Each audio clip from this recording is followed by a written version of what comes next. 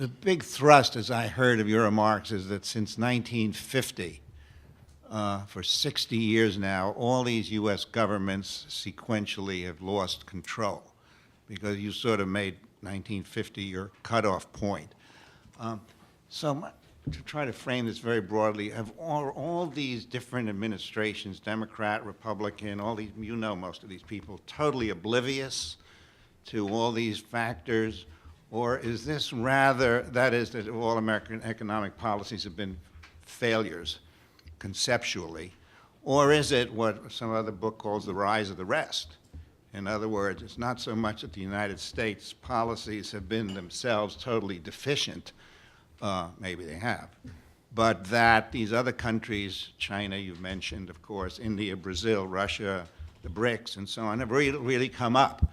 So I wonder if you could comment on whether you think American policy has been so totally deficient, or whether this is simply kind of the world has changed under their feet. Right. Tried to put this in a Sure. very broad way. Sure. Well, it's both. It's both. I mean, it's, certainly, and particularly if you think 1950. So, in 1950, Europe and Asia were still recovering from the war, and so clearly, they had to. We aided it. They had to recover and get back to the highly productive economies that they were before the war. And so there was that factor. But having said that, yes, I believe, look, I don't believe, I know. I know that U.S. policies, trade, globalization, international economic policies, really for the past, let's say, 60 years, have been based on false assumptions and have been based on a misunderstanding of the nature of the exchanges, the nature of the regimes that we've been dealing with.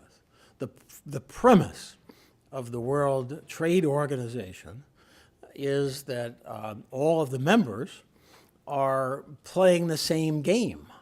And because we and the Brits wrote the original GATT General Agreement on Tariff and Trade, the WTO, the GATT and the WTO reflect this Anglo-American doctrine, Ricardian doctrine of comparative advantage free trade. So the assumptions of the WTO are that China and Singapore and Japan and Israel and Germany are running their economies kind of the same way we are, with focus on consumption as the main aim of production, and with the notion that whatever result the market produces is the right result, the optimal result. But the fact is that all countries are not playing that game.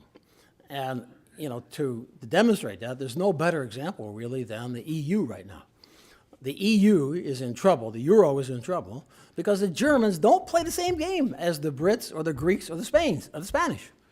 And the asymmetry between those two games ultimately doesn't work. Well, that same asymmetry exists at the international level, and it's not working there either.